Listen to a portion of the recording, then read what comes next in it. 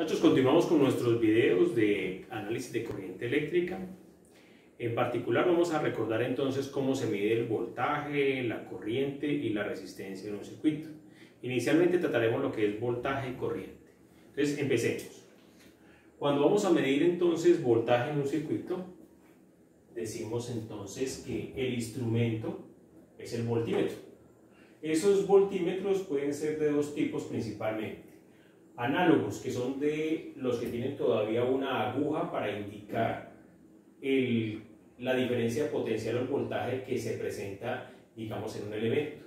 ¿Cómo funciona? Generalmente con una bobina, que esa bobina hace que esa flechita, ¿sí?, que esa aguja se mueva hasta alcanzar el valor de medición que en ese momento esté consumiendo el elemento. O los que simplemente lo registran en la parte digital. Entonces, reiteramos, para medir voltaje, ante todo tenemos un instrumento que se llama voltímetro y puede ser de dos tipos, principalmente análogo o digital. En el sistema internacional, la medida para el voltaje es el voltio y se representa con la letra V mayúscula. Para medir voltaje en un circuito eléctrico, que puede ser, más adelante les haremos los diferentes tipos de corrientes, pero por los generados por una batería, corriente continua, o por la corriente que llega a nuestras casas, que es la que varía con el tiempo, la corriente alterna, no importa con cualquiera de esos dos tipos de circuitos que nos enfrentemos, siempre para poder medir voltaje en un elemento debemos instalar el medidor en paralelo. ¿Qué quiere decir eso? Muy sencillo. Si este es, digamos, el toma de una casa, por aquí tenemos entonces el enchufe, vamos a conectar entonces este señor acá. Tenemos por acá un interruptor de corriente y tenemos una carga, en este caso representada por el bombillo. Queremos saber cuánto es el voltaje que está consumiendo este bombillo. Pues muy sencillo, se instala el voltímetro en paralelo con la carga, que en este caso está representada por el bombillo. ¿Qué significa? Muy sencillo, que las dos agujas, ¿sí?, los dos indicadores del voltímetro deben colocarse uno en uno de los bornes del bombillo y el otro en el otro borne. Entonces eso significa hacer la medición en paralelo. Entonces recuerden, para medir el voltaje en un circuito es obligatorio la instalación del voltímetro en paralelo, tanto para los circuitos de corriente continua como para los circuitos de corriente alterna. Ahora, cuando queremos medir corriente, la corriente se mide con un elemento que se llama amperímetro. Ese amperímetro también puede ser o análogo o digital.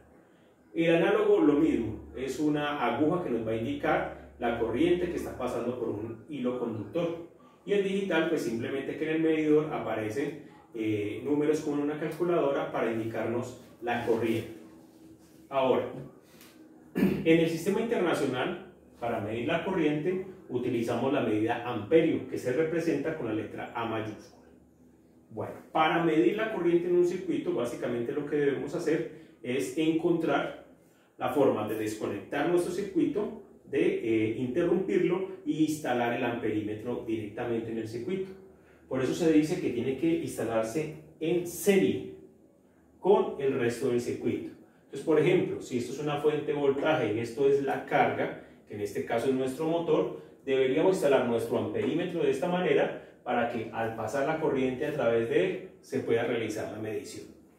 Ahora, estos instrumentos por separado existen, pero también existen otros elementos de medición que permiten medir las dos variables, voltaje y corriente en un circuito, y que por su nombre, por recibir precisamente el hecho de poder medir diferentes variables eléctricas, se conoce como multímetro.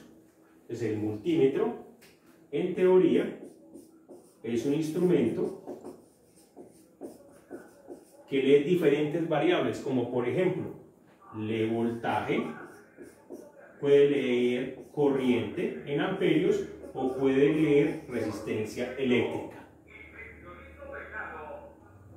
Este como tal es un multímetro que permite entonces leer esas diferentes variables.